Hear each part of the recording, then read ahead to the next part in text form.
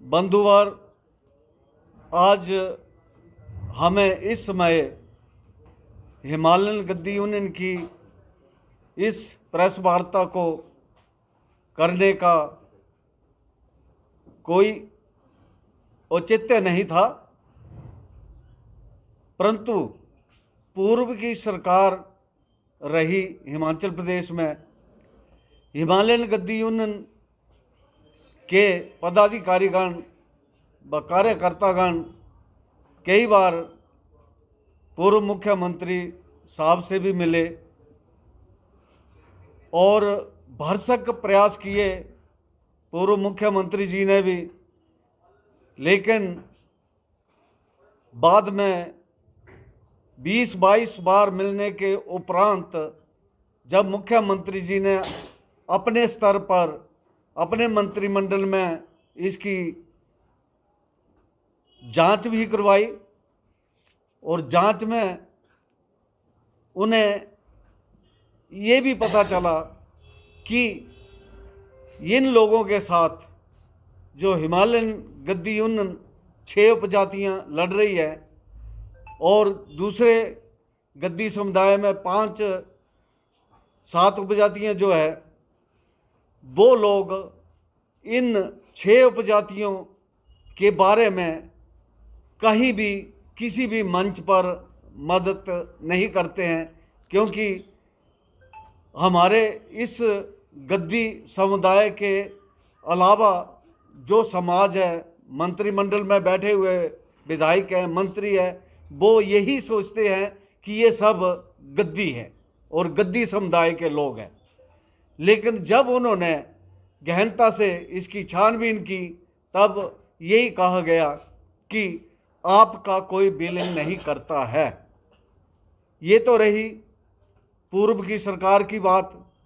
लेकिन वर्तमान में सरकार को भी हमने,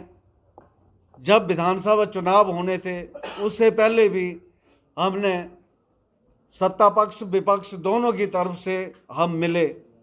और दोनों की तरफ मिलने के उपरांत तक हमें ऐसा भी कहा गया कि आप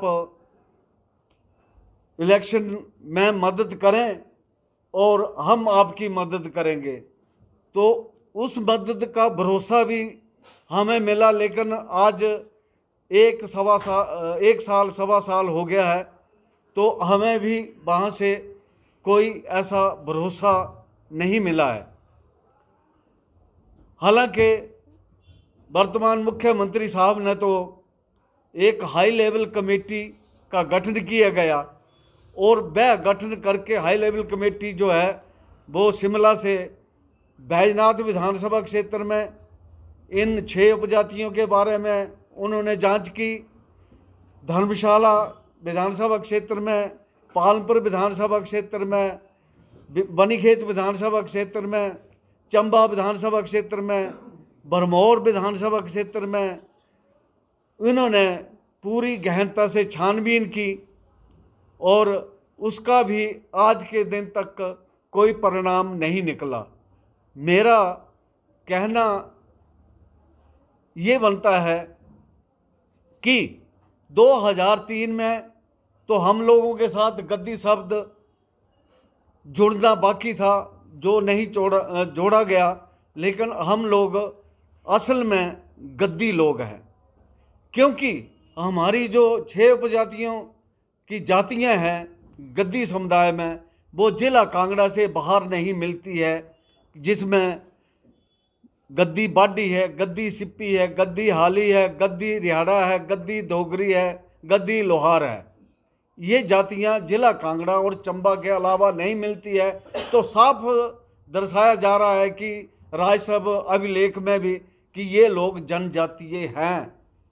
जो कि दूसरी जातियां हैं, परमार है, राणा है, पठानिया है, ये पूरे भारत में पाई जाती है, लेकिन हमारी जातियां नहीं पाई जाती है। इससे ही अनुमान लगाया जा सकता है कि ये लोग जो है वो असल में गद्दी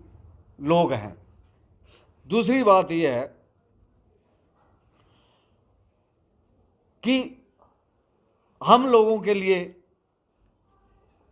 आज से नहीं 70-75 वर्षों से इन उपजातियों को इस्तेमाल किया जा रहा है वोटों की राजनीति में। जब वोट आते हैं तब हमारे भाई जो हैं वो हमें कहते हैं कि आप हमारे भाई है यार, आप तो हमारे एक समुदाय के लोग हैं, आप तो हमारी उनाली टल्ली है। एक गद्दी भाषा में उनाली टल्ली को मैं संक्षेप में वर्णन करूं तो जो ऊनी वस्त्र पहनने वाले उसको उनाली टल्ली कहा जाता है। तो इलेक्शन के टाइम में हमें उनाली टल्ली कह करके संबोधन करते हैं, और जब इलेक्शन हो जाते हैं तो उसके बाद हमें फिर वही दूध में मक्खी की तरह ये लोग अपने मन से निकाल करके बाहर फेंकते हैं। लेकिन हमारा कहना ये है कि 70-75 वर्षों तक हमें इस्तेमाल किया है, तो हम लोग अगर हमारी सरकारें ये काम हमारा नहीं करती है तो हम भी आगामी लोकसभा चुनाव और विधानसभा चुनाव में कहीं अपने प्रत्याशी हमें ना उतारना पड़े, क्योंकि अपने प्रत्याशी होंगे तब हम जाकर के विधानसभा में और लोकसभा में अपनी आवाज़ रख सकेंगे। इन भाइयों के साथ तो हमने छोटे भाई की तरह बहुत मान सम्मान के साथ इन्हें कहा भी, लेकिन इन्हें हमारी बात नहीं सुनी है। अब हम ये कहना चाहते हैं कि हिमाचल प्रदेश में कांगड़ा चंबा में 15 विधानसभा क्षेत्रों में हमारी इस उपजातियों का बहुत भारी वर्चस्व है, और इस वर्चस्व को देखते हुए हम लोगों का कहना है कि हम अपने प्रत्याशी खड़ा करेंगे, जिसमें 15 विधानसभा क्षेत्र में हम लोग 5-6 विधानसभा क्षेत्र में तो हम अपना पूरा हक के साथ कहते हैं कि हम ये 5-6 सीटें विधानसभा की जीत करके और विधानसभा में पहुंच सकते हैं।